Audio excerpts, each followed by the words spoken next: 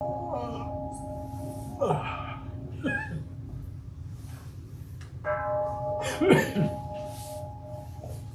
that loud. That wasn't very loud.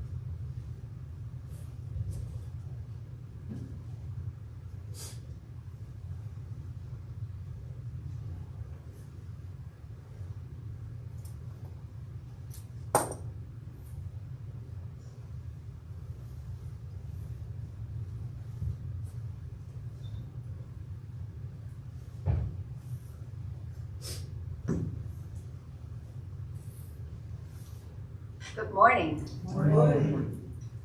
I'll be your service chair this morning. My name is Jackie Ito. We welcome you to today's family service. We'll begin this morning's service with sutra chanting, with Sambu Jo on pages 24 and 25.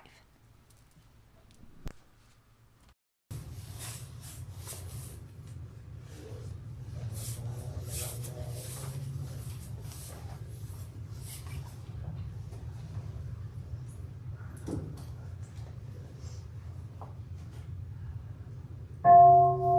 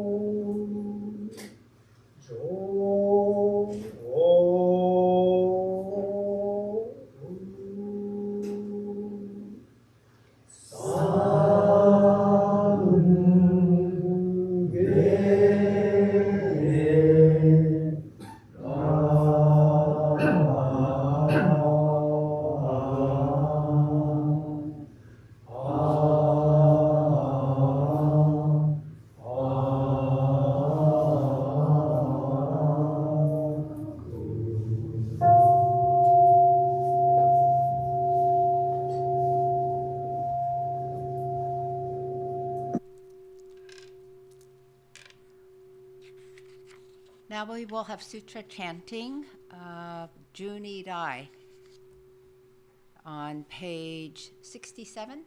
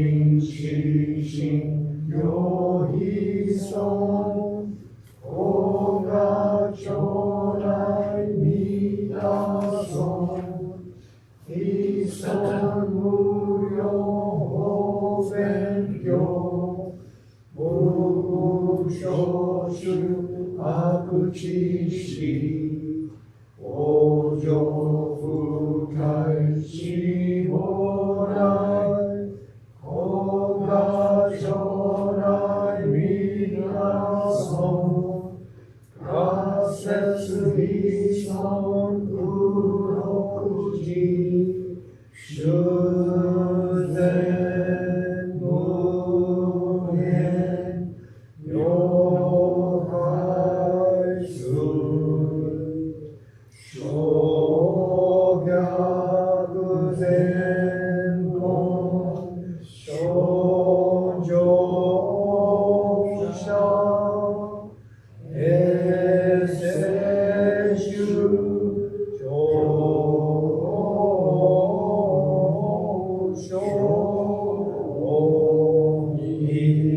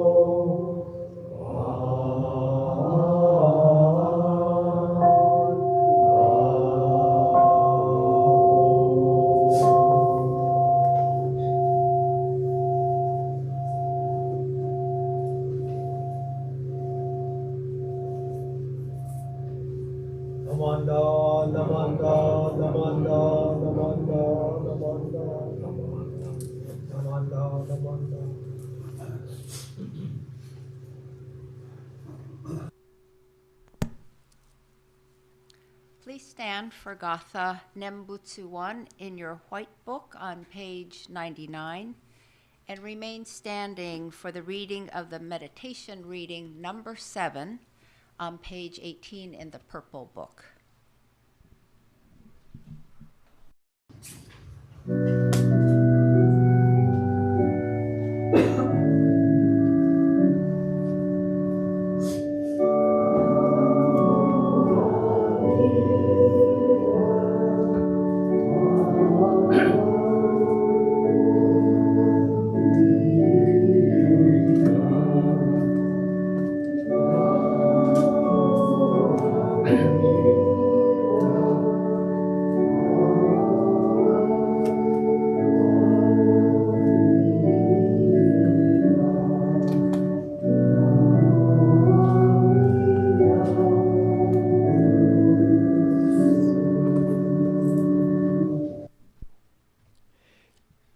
Page 18,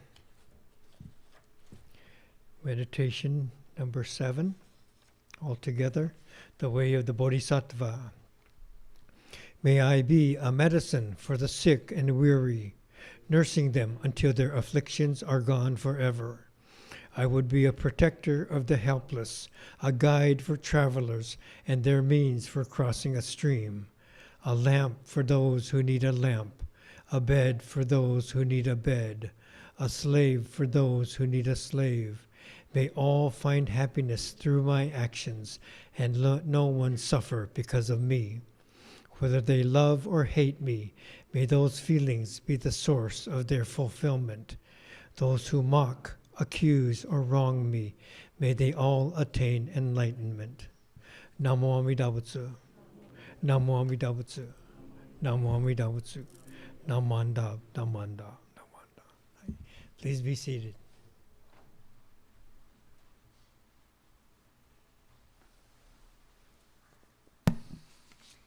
Now, Reverend Fujimoto will share a Dharma message with us this morning.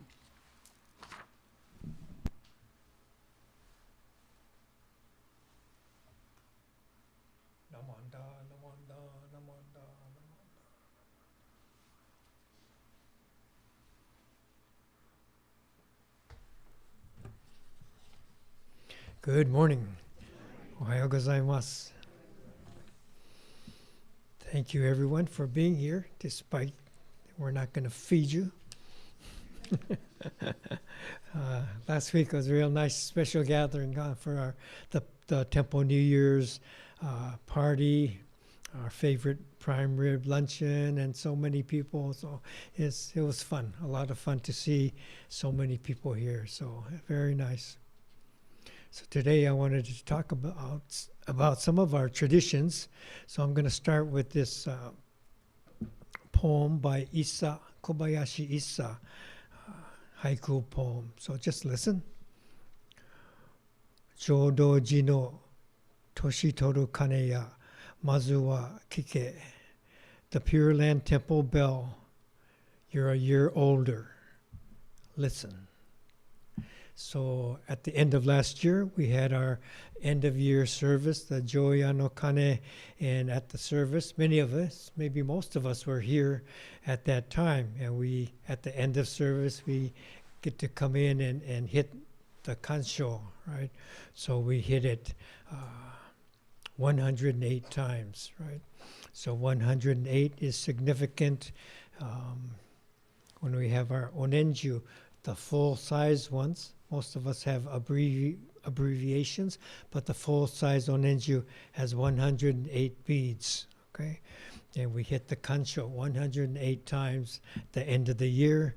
And so to remind ourselves of our 108 blind passions, so they say, okay?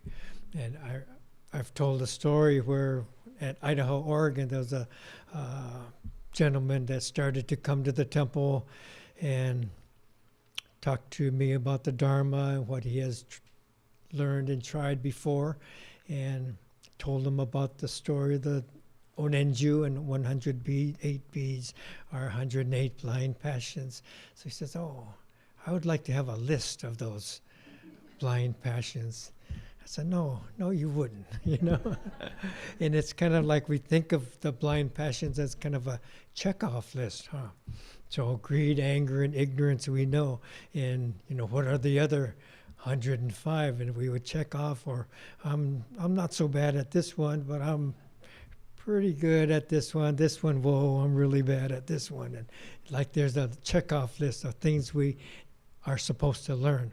But it's really not like this. So 108 comes from our six senses, okay? Sight, sound, smell, taste, touch, consciousness, okay? Our six senses times good, bad, neutral, okay? So 6 times 3 times positive and negative times 2 times past, present, future. So 6 times 3 times 2 times 3 is 108. Okay? So the point is not there's so many different types of blind passions, but they're always there. They're always there. Okay? Throughout our lives, depending on when they come, but past, present, future, all these different conditions, we never get rid of our blind passion. So this is the significance of the 108, and this is why we wear onenju, to remind us that we are connected to these blind passions, okay? Not a checklist, okay? So last week we were talking about different terms of that come to mind, how we share Buddhism, and it was mentioned this, the 3 poisons here, okay? Joan mentioned the blind passions, and that's what comes to mind to her. That's what she talks about when people ask her about Buddhism. And she helped to coordinate all this effort doing this artwork. And this major one here, the 3 lion whatever, lion, dogs chasing each other around and around in a circle. So this is what we're reminded of. Continuous circle, never ending. So on and on and on. Okay. So as we learn about or remind ourselves of the blind passions, it's to see who we really are, to see our true selves. Okay. And this is the awakening process. We return to our foolish selves.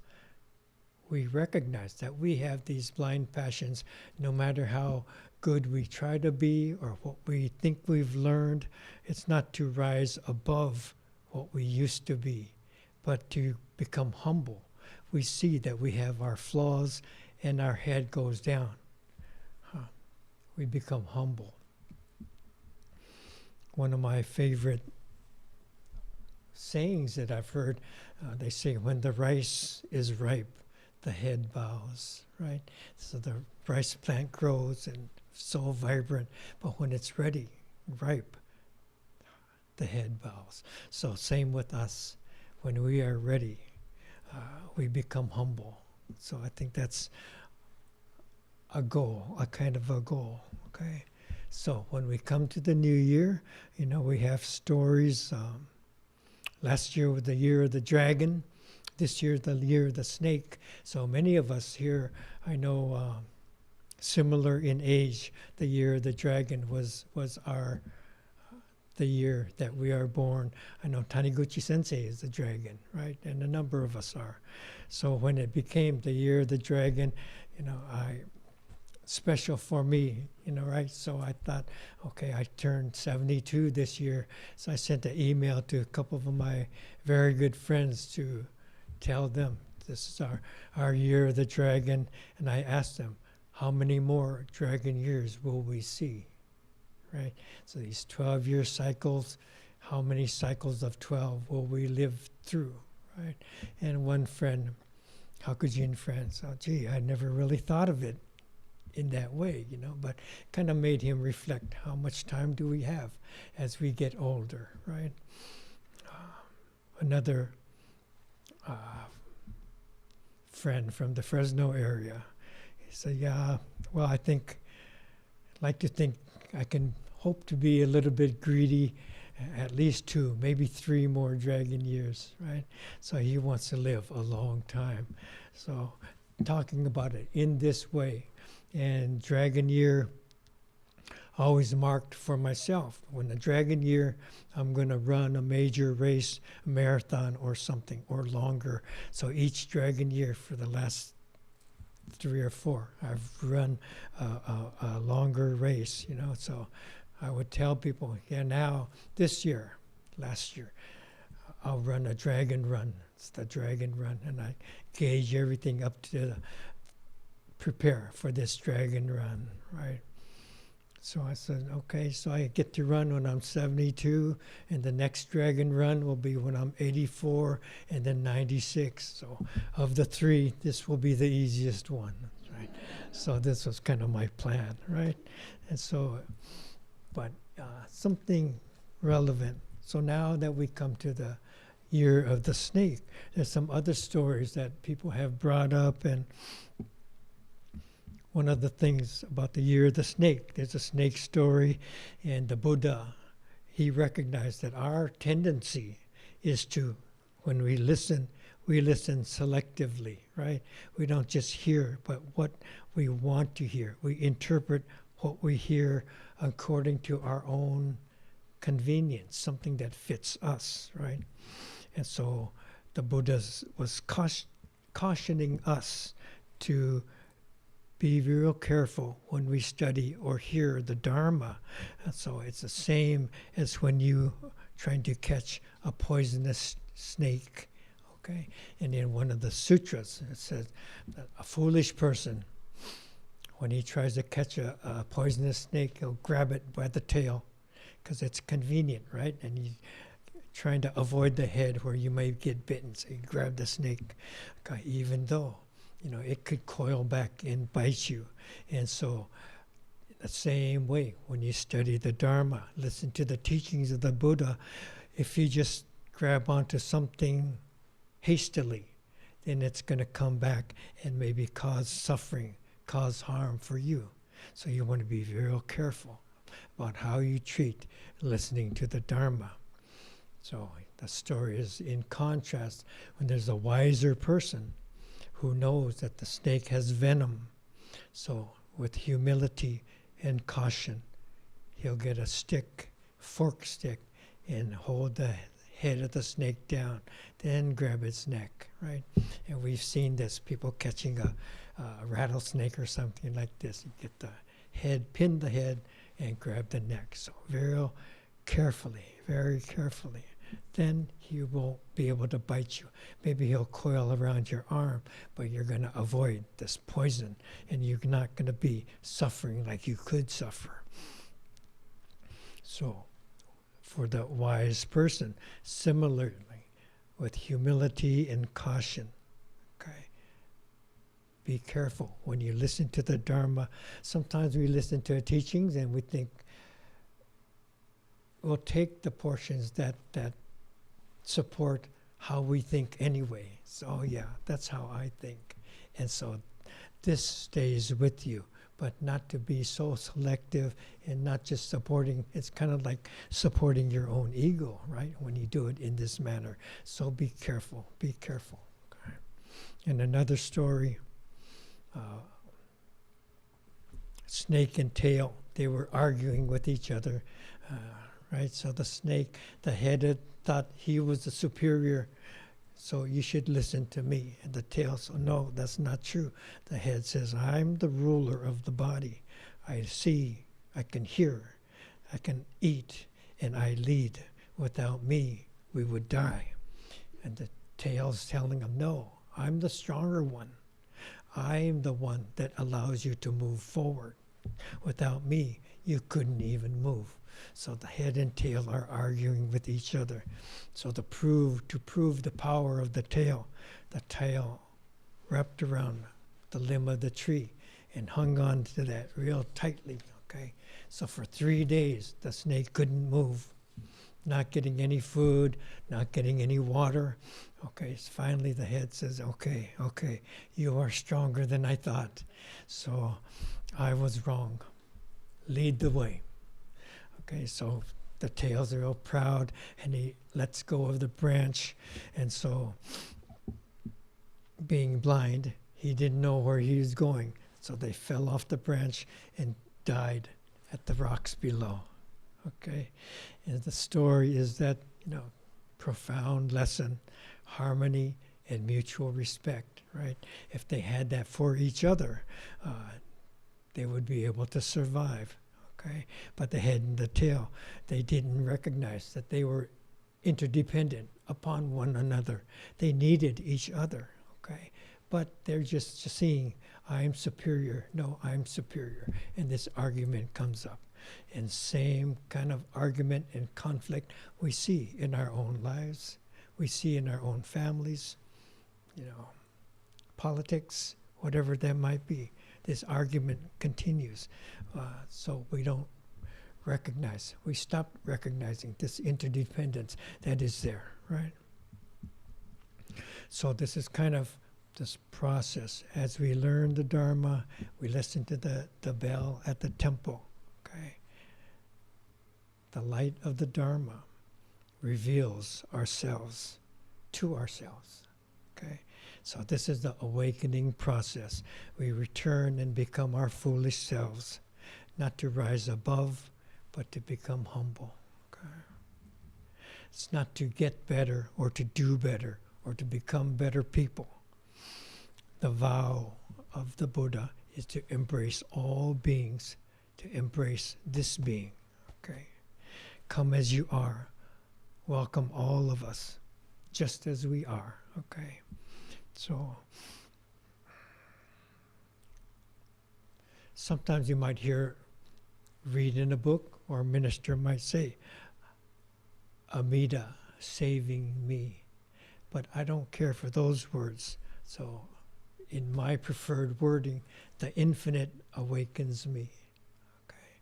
So, the words are different. The process is the same. But if I think of Amida, saving me. It gives me a sense of a deity. I'm deifying what Buddhism is saying, okay? And if it's the infinite awakens me, rather than me being saved by some superior, then I'm able to accept it. I can hear it more cleanly, I think. That's my hesitation, right? But it rings truer to me. The Nembutsu calls to all beings, to this being, and helps us to awaken to our connections to the infinite. Okay? And I think when we think of it, last week, how do we share what Buddhism means to me? What are the words I use to describe the Buddhist teachings? When I think about it, it's not that easy. People had different ideas. They've provided different ways of expressing this, but we want to be very careful. What are we saying? What are these words saying? Okay, I think the teachings are radical, intriguing, inviting. It's radical because we're okay just as we are, with all our problems, all our flaws. We're accepted. So you don't have to get better. Look at yourself. See yourself just as you are. That's how the Buddha sees you, right? So it's intriguing because there's no deity sitting there in judgment, okay? We deal with our lives. We are responsible. We face life and death. We come to our conclusions. So I think this makes it, to me, very intriguing that we have to figure out this puzzle of life and to be okay with it. How many of us are going to fear the time we die? How many of us think we'll tell our children, I'll miss you, but I'll be okay. Don't worry, I'll be okay. You'll be okay. I think it's inviting because we find ourselves living a stable, grounded life right now, okay? Right now. Not later when we get better, not later after we learn, not later after we die, but right now we live this stable, grounded life, okay? And the Nembutsu teachings are this gift that comes, okay? Gift that comes to me, a gift that comes to the whole world, okay? The Nembutsu allows us to open this awareness for the infinite to enter, okay? Not here figuring it out, but coming this way, right? So again, the poem, the Pure Land Temple Bell, listen to it ring, telling you you're 1 year older. Listen. So each year when we come, maybe every week when we hear this bell, we're reminding ourselves, 1 year older, 1 week older, right? 1 day older. Listen, and appreciate all that we have, this teaching that is grounding our lives, making our lives stable. Then we're able to deal with all these difficulties. Every single one of us, different kind of difficulties, whether they're with family, their health, whatever they may be. And it changes every day. There's a different page to the difficulties that we face. But we do that with the stability that we gain here. Reciting the Nembutsu, reciting the chants, all these things, offering incense. So please join me in Gassho. Namo Amida Butsu, Namo Amida Butsu, Namo Amida Butsu, Namanda, Namanda, Namanda. Thank you.